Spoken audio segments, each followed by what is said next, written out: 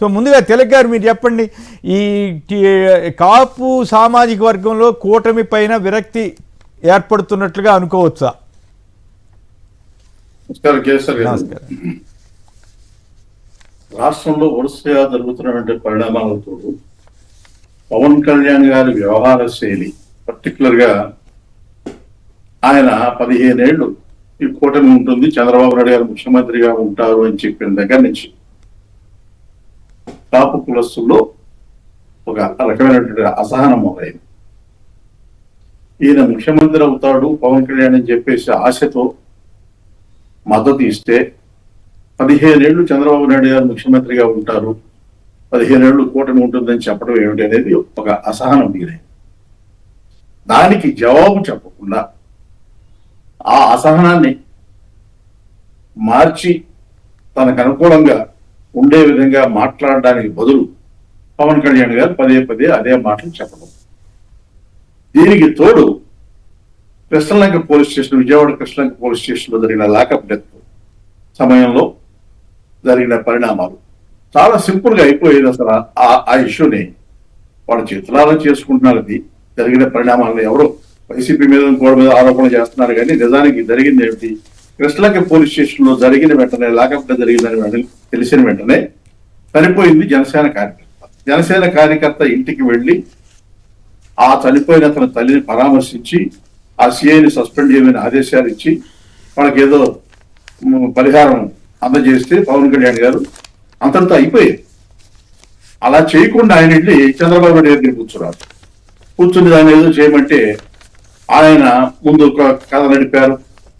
FIR కూడా register చేయకుండా of చేశారు. ఎఫ్ఐఆర్ ముఖ్యమంత్రి చెప్తేనే ఎఫ్ఐఆర్ రిజిస్టర్ అయింది. తర్వాత ఆయన చేసిన కామెంట్ ఎంత డ్యామేజ్ చేసిందంటే, చచ్చినోడు కాపు చంపినోడు కాపు అని చెప్పేసి ముఖ్యమంత్రి హోదాలో చంద్రబాబు నాయుడు చేసిన కామెంట్ చాలా డ్యామేజ్ చేసింది. అంటే కాపుల్లో ఇలాగే కొట్టుకుంటారు, వాళ్ళ డిసిప్లిన్ లేదు, పాడు లేదు అనే ధోరణిలో ఆయన చెప్పిన మాట అది డ్యామేజ్ చేసింది. దాన్ని కూడా పవన్ కళ్యాణ్ గారు ఖండించలేదు. ఆ తర్వాత వరుసని రాష్ట్రంలో జరుగుతున్న దాడులు కానీ ఇవన్నీ చూసిన తర్వాత ఆ పరిణామాల్లో అసంతృప్తి, దానికి తోడు రీసెంట్ గా బోండాబొమ్మ గారిని ముద్రగడ సంతాప సభకి సంస్మరణ సభకు వెళితే దానికి వివాదం చేసి దానికి క్లారిఫికేషన్ అడగటం, ఇవన్నీ జరుగుతున్న పరిణామాలు గమనించిన తర్వాత దీనికి కూడా అసలు ఎలక్షన్ లో టైంలో ఇచ్చినటువంటి ఎన్నికల హామీలు, కాపులకు ఇచ్చినటువంటి హామీలు ఏది కూడా నెరవేర్చాలి.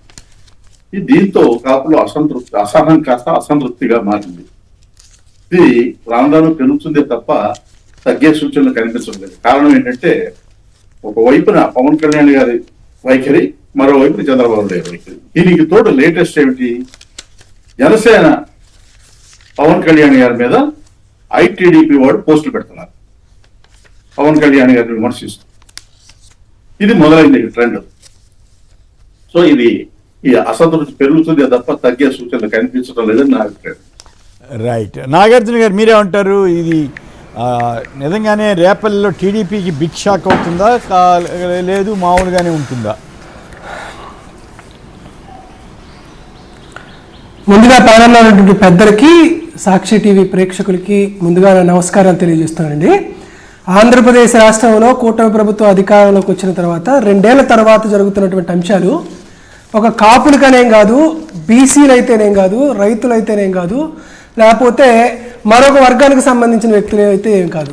ఎందుకురా జగన్మోహన్ రెడ్డి గారు 2024 ఎన్నికల్లో ఓడిపోయారు, ఎందుకు కూటమి ప్రభుత్వం అధికారంలోకి వచ్చిందని ప్రతిరోజు బాధపడేటువంటి పరిస్థితి ఆంధ్రప్రదేశ్ రాష్ట్రంలో నెలకొంది.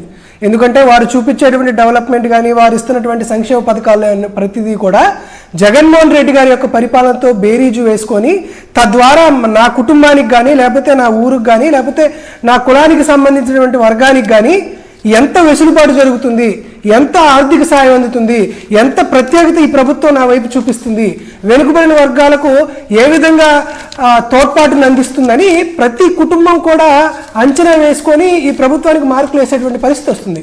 కాబట్టి ఒక్క రేపల్లే కాదు, కుప్పం నుంచి కురూపం వరకు, అదేవిధంగా ఇచ్చాపురం నుండి పులివెందుల వరకు ఖచ్చితంగా జరుగుతున్నటువంటి అన్ని రకాల ప్రజల్ని ఆంధ్రప్రదేశ్ రాష్ట్ర ప్రజలు గమనిస్తూ ఉన్నారు. ఆంధ్రప్రదేశ్ రాష్ట్రం నిజంగా రాజకీయ చైతన్యవంతమైనటువంటి ఈ ఒక సమాజం కాబట్టి ఒక ప్రభావితమైనటువంటి రాజకీయాలని చూసి వాటిని ఎంచుకునేటువంటి నైతికత, ఆ శక్తి, ఆ సామర్థ్యం ఆంధ్రప్రదేశ్ రాష్ట్ర ప్రజలకు ఉంది కాబట్టి ఖచ్చితంగా చంద్రబాబు నాయుడు గారికి వచ్చే ఎన్నికల్లో గుణపాఠం తప్పదు. వచ్చే ఎన్నికల దాకా కూడా ఉండకపోవచ్చు. ఇప్పుడేదో బాగా తర్జన భర్జనలు పడుతున్నారు, లోకల్ బాడీస్ పెట్టాలా వద్దా, పెడితే ఏం జరుగుతుంది అనేటువంటి అంశాన్ని గమనిస్తూనే ఉన్నారు కాబట్టి ఖచ్చితంగా స్థానిక సంస్థల్లోనే ఖచ్చితంగా అది రిఫ్లెక్ట్ అయ్యేటువంటి పరిస్థితి ఉంది. ఒక్క విషయం మాత్రం మీకు చెబుతున్నాను కొమ్మినేని గారు, ఆంధ్రప్రదేశ్ రాష్ట్ర ప్రజలు ముఖ్యంగా కాపు సామాజిక వర్గానికి సంబంధించినటువంటి వ్యక్తులందరూ గమనించాల్సి వచ్చింది. ఎక్కడైనా సరే గోడపాటి శ్రీనివాసరావు గారు అన్న ఆయన వైసీపీలో నిన్న చేరిన సందర్భంగా చేసిన వ్యాఖ్యలు కూడా ఆత్మగౌరవం దెబ్బతింటుంది. అవును సార్, దానికే ఒక కాపు సామాజిక వర్గానికి సంబంధించినటువంటి నేతలకు కానీ లేకపోతే ప్రజలందరూ కానీ ఒక అంశాన్ని చాలా చాలా చాలా గొప్పగా గమనించారండి. ఎందుకంటే నాకు సంబంధించినటువంటి ఒక కాపు సామాజిక వర్గానికి సంబంధించినటువంటి ఏ పార్టీలకు అనుబంధంగా లేనటువంటి ఒక నాయకుడు నాతో ఒక మాట చెప్పాడు. ఏదంటే ఒక మనిషి జన్మకి అత్యంత బాధాకరమైన విషయం ఏంటంటే ఆ మనిషి మరణించడమే.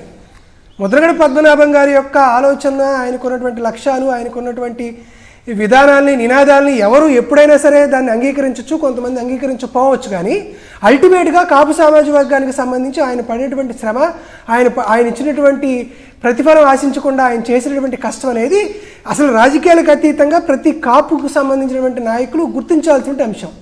అటువంటి వ్యక్తిది మొన్న ఆగస్టు 1, ఆగస్టు 2 కిర్లంపూడిలో ఒక సంస్కరణ సభ పెడితే సార్ మీరు ఆశ్చర్యపోతారు సార్, తెలుగుదేశం పార్టీకి సంబంధించి, జనసేన పార్టీకి సంబంధించినటువంటి ఏ నాయకులు కూడా అక్కడికి వెళ్ళినటువంటి దాఖలు లేదు. వెళ్ళాలనేటువంటి మనసులో తెలుగుదేశం పార్టీ వారికి ఉన్నా, కూటమి పార్టీలకు నేతలకున్నా, వెళితే పవన్ కళ్యాణ్ ఏ విధంగా మన మీద చర్యలు తీసుకుంటాడా, వెళ్తే చంద్రబాబు నాయుడు గారు ఏ విధంగా మన మీద షోకాజ్ నోటీస్ ఇస్తారా అని తెలుగుదేశం పార్టీలోనూ కూటమిలో పార్టీలో ఉన్నటువంటి కాపు నాయకులు ఒక భయాందోళనకు వెళ్ళేటువంటి పరిస్థితి నెలకొంది. ఎందుకంటే కాపు నేస్తంతో మహిళలకు ఇవ్వాల్సిన పని లేదు, ఎందుకంటే మన జేబులో పవన్ కళ్యాణ్ ఉన్నాడు కాబట్టి. కాపు కార్పొరేషన్లో వారికి లోన్లు ఇవ్వాల్సినటువంటి పరిస్థితి లేదు, ఎందుకంటే మన దగ్గర పవన్ కళ్యాణ్ ఉన్నాడు కాబట్టి. పవన్ కళ్యాణ్ అనే వ్యక్తిని సంతృప్తి పరిస్తే ఆంధ్రప్రదేశ్ రాష్ట్రంలో ఉన్నటువంటి కాపుల జనాభా 10 లక్షల మంది ఉన్నా, 20 లక్షల మంది ఉన్నా, 30 లక్షల మందా, వాళ్ళందరినీ గాలి కుదిలేయచ్చు. ఎందుకంటే మన చేతుల్లో పవన్ కళ్యాణ్ ఉన్నాడు, మనకి ఎట్టబడితే ఆడడానికి మనకు ఒక బొమ్మలాగా పవన్ కళ్యాణ్ ఉన్నాడు కాబట్టి కాపుల యొక్క ఆర్థిక, రాజకీయ, సామాజిక, సాంస్కృతిక వారసత్వాన్ని ఈ కూటమి ప్రభుత్వం ఎట్టి పరిస్థితుల్లోనూ కొనసాగించేటువంటి అవసరం లేదని చంద్రబాబు నాయుడు గారు ఫిక్స్ అయినట్టున్నాడు. అందుకనే ఎంతో పోరాట యోధుడుగా ఉన్నటువంటి ఈ ముద్రగడ పద్మనాభం గారి సంస్కరణ సభకి కాపు నేతలు హాజరవ్వకుండా ఆయన్ని అలా వదిలేయడం అనేది నిజంగా కాపు సామాజిక వర్గానికి చెందిన వ్యక్తిని నేను కాకపోయినా కూడా ఆయన చూపించినటువంటి పోరాట పరిపాలన ఎంతో కొంత ఇన్స్పిరేషన్ అవుతుంది. కానీ మేము కూడా సానుభూతి వ్యక్తం చేస్తున్నాం.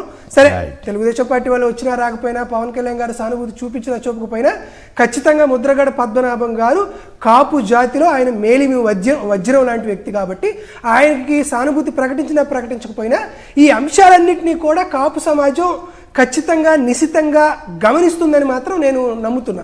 రైట్. బోండా ఉమా గారు వెళ్తే పెద్ద వివాదమైంది. అంతకుముందు జ్యోతుల్ నెహ్రూ గారు, వంగవీటి రాధా గారు వెళ్ళటం, ఇవన్నీ వాళ్ళకి ఇండికే సందేశం పంపడం కోసం బోండా ఉమా గారిని కోప్పడినట్లు లేదా వివరణకి అడిగినట్లుగా వచ్చింది. సరే, మొత్తం మీద మీరు అన్నట్లుగా ముద్రగడ సంస్మరణ సభకి వెళ్లకుండా అయితే అడ్డుకున్నట్లుగా అవుతుంది. మరి అది ఆత్మగౌరవ సమస్యగా గోడపాటి శ్రీనివాసరావు గారు బాధపడుతున్నారు. అందుకే ఆయన పార్టీకి గుడ్ బై చెప్పి, టీడీపీకి గుడ్ బై చెప్పి వైసీపీలో చేరానని అంటున్నారు. ఇక మరో అంశంలోకి వెళ్దాం. ఆ భూమి పూజ చల్లదమ్మ, క్రీడా ప్రాజెక్టును వదలని Lokesh credit politics. PV Sindhu గారికి జగన్ గారి టైంలో 3 ఎకరాల స్థలం విశాఖపట్నంలో ఇచ్చి బ్యాడ్మింటన్ అకాడమీ నిర్మాణానికి అవసరమైన స్థలాన్ని ఇచ్చారు. ఇస్తే వారు నిర్మాణం మొదలు కూడా పెట్టారు, ఫోటో కూడా వచ్చింది. అయితే ఇప్పుడు దానికి లోకేష్ గారు వెళ్తున్నట్టుగా ఇవాళ వార్త వచ్చింది. మరోసారి భూమి పూజ చేస్తున్నారట. మరి ఇది మొన్నే భోగాపురంది చూసాం కదా, చంద్రబాబు గారు నేనే చేశానంటే ఆయన చేసిన శంకుస్థాపన రాయి, ఆ తర్వాత జగన్ గారు చేసింది. అయినప్పటికి కూడా లోకేష్ గారు మరి అది ఎంతవరకు గౌరవం ఏంటో. తిలక్ గారు మీరేమంటారు? ఇది ఇట్లా ఈ రకంగా క్రెడిట్ పాలిటిక్స్ అవసరమా? కొత్త విషయాలు ఏదైనా చేయొచ్చు, ఇంకా ఏదైనా మంచి పని చేసి పేరు తెచ్చుకోవచ్చు కదా. పునాది రాళ్లతో ఓట్లు వస్తాయని వాళ్ళు భ్రమలో ఉన్నారు. దాన్ని మనం ఏం చేస్తాం ఇక్కడ? అంతేనా? అది పట్టడం తప్ప మనం చేయగలిగింది లేదు. రైట్. నాగార్జున గారు సింపుల్గా కొట్టేశారు ఈయన. తిలక్ గారు మీరేమంటారు? సార్ ఇప్పుడు పివి సింధు గారు ఒక ప్రఖ్యాతమైనటువంటి బ్యాడ్మింటన్ ప్లేయరు. ఆవిడ ఒక ప్రపంచ ఛాంపియన్షిప్ గెలిచి జగన్మోహన్ రెడ్డి గారి దగ్గరికి వచ్చింది. సో ఆంధ్రప్రదేశ్ రాష్ట్రానికి, తెలుగు జాతికి ప్రాతినిధ్యం వహిస్తూ భారతదేశం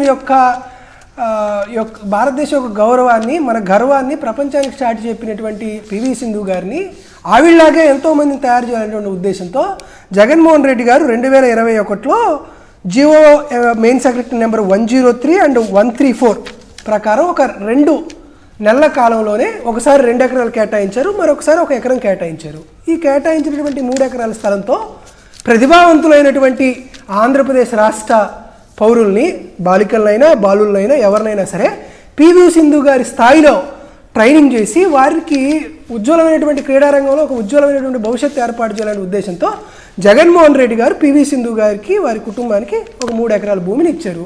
అది నిజానికి వాస్తవానికి సార్ నేను కూడా చెప్తున్నా, మేము ప్రభుత్వంలో ఉన్నప్పుడు జగన్మోహన్ రెడ్డి గారు బ్యాడ్మింటన్ యొక్క సౌలభ్యం కోసం ఈ స్థాయిలో ఒక కార్యక్రమం చేశారనే విషయాన్ని కూడా అధికార ప్రతినిధిగా ఉండి నేను కూడా ప్రజలకు చెప్పలేకపోయాను. అది బహుశా నా తప్పే అనుకోవచ్చు.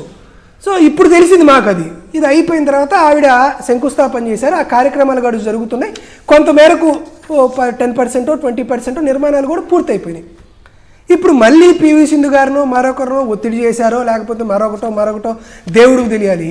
మళ్ళీ నారా లోకేష్ గారు దానికి భూమి పూజ చేయడానికి నారా లోకేష్ వెళ్ళడం అనేది ఇదంతా పబ్లిసిటీ స్టంట్ లాగానే ఉంటుంది కానీ మరొకటిలాగా లేదు. ఎందుకంటే మీరు కావాలంటే విశాఖపట్నంలో ఒకటి జరుగుతుంది, విజయవాడలో ఎవరికైనా ఇంకో 3 ఎకరాలు 4 ఎకరాలు మరొకరికి ఎవరికైనా ఇవ్వండి, లేకపోతే ప్రభుత్వ ఆధ్వర్యంలో సంబంధించి మరొక బ్యాడ్మింటన్ కోర్సో లేకపోతే షటిల్కి సంబంధించో లేకపోతే మరొక స్పోర్ట్స్కి సంబంధించిన విషయాలు ఏదైనా చేయండి, ఏదైనా క్రీడా పాలసీలో మార్పు చేయకండి. అవి కాకుండా మళ్ళీ ఇటువంటి పిఆర్ స్టంట్లు చేయడం ద్వారా పెద్దగా వచ్చిద్దని నేను కూడా భావించట్లేదు. నేను కూడా తిలక్ గారితోనే ఏకీభవిస్తున్నా. రైట్.